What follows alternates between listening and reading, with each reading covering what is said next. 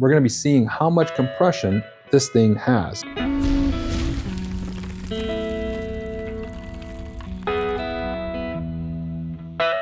All right, guys, this is going to be a non-sponsored review test here. I actually bought this on Amazon because I wanted to try a digital compression tester rather than using a standard compression tester that has the needle or an analog, I guess, look, if you want to call it that. But I want to try the digital one out. So this is just an honest review. Bought this on Amazon.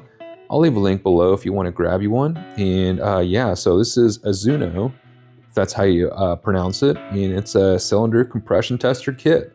So I do love the size of this kit. Most compression testers are like a big box that is probably a little bit wider and probably this much bigger. So it's a good size box, and I needed one for the house, and so I ordered this one. So like I said, I like the box that it's in. The quality seems good. The latch seems very good. It's got an actual latch here, not some the plastic ones that wear out when you open and close them like my other compression tester kit. So as far as the box goes, I do like the quality. So simply undo that right there and open it up, and that's what's inside. So again, not paid for this. I just wanted to do a video on a decent compression tester. I forgot what I paid. I'll put it right here for you so you can see how much I paid. And yeah, so first things first, I did put batteries in it, so it'll zero out just like that. And you can change the units here.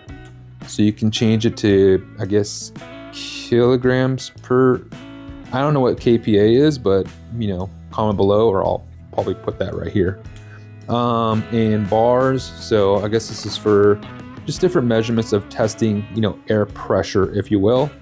That says kgf over cm, so whatever that means, let me know. And then PSI, that's all we're going to be using this kit for. So we'll be testing some compression in some small engines. So of course, you're going to come with your standard hose that has the standard size spark plug thread. That's the most common one right here. And it also has the little adapters for you. So for a lot of the steel or handheld equipment, they use this one right here. It even has a little O-ring there for you. So when you're going to do your testing, you can simply screw it on here. And yeah, that's pretty much it. So screw your tester on there for your testing different sizes. It does come with the adapters. I absolutely love that, because even if you have a leak down tester, you can use these little adapters for the leak down tester if it does not have the fittings that you need. So let's make sure all these are sitting down in their homes there.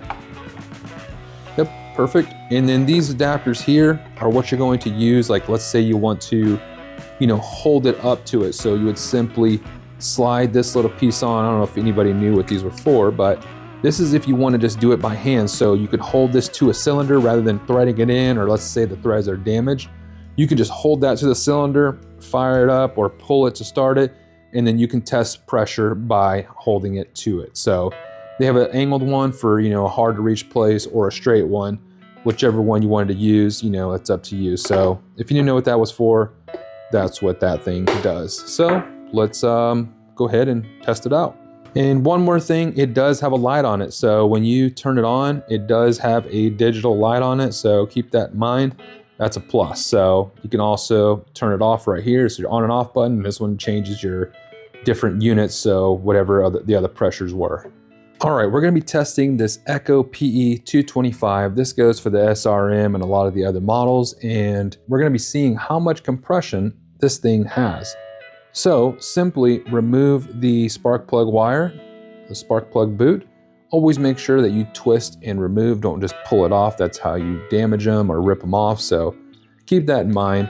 We're going to go ahead and put the spark plug tool on here and remove it. And we'll take out the spark plug. And this is a standard size spark plug hole. So we're going to be using just the hose by itself. So you're going to take your hose and just thread it in like so. And just thread the hose in by itself, no problem, just like that. Okay, next thing you're gonna wanna do is connect your tester there. So simply pull this collar back here, slide your tester in, and then lock the collar. All right, and so what I see a lot of people do is they do compression tests and they just pull the machine over. But what you wanna do is you wanna make sure the machine is not in choke, because that's gonna be restricting airflow. And you also wanna make sure that the machine is in full throttle. So if you're using a handheld piece of equipment, make sure that you are squeezing the trigger and that the throttle is wide open. So I've got the throttle wide open. We'll go ahead and turn it on there.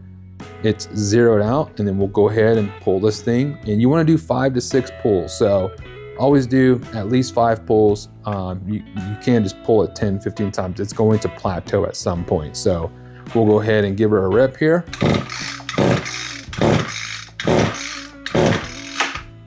I'll do one more for good measure. So there you go. So 110 PSI. So for most handheld equipment, you want to be in the 90 plus range. 100 PSI is usually good. Anything above that is great, but 90 is really the lower end of having good compression. For Echo, since I'm Echo certified, they give me a range of what this compression is supposed to be. And I'll actually put it right here for you guys so you can see what the compression is on this machine. And because Echo just put out a bulletin on what their machine's compression should be in basically a certain range. So we're gonna, I'll put that for you guys, but usually if it's got 100, a 90 plus compression, then it's definitely good. But just keep in mind, 90 is on the lower end for 2-stroke handheld equipment. And then when you're done with your test, and instead of removing it from here, you can hit this compression release here, and that's gonna let out all the air. Just like that. So that's all there is to doing a compression test. Again, I wasn't paid to make this video, but this is the AZUNO Compression digital compression tester. And yeah, check it out. I'll link it below if you want to grab you one. Even has a little battery gauge on the side that tells you how much battery is left in it, so that's pretty cool. But yeah, that's all I got for you guys today. Thank you guys for watching. We'll catch you guys next time.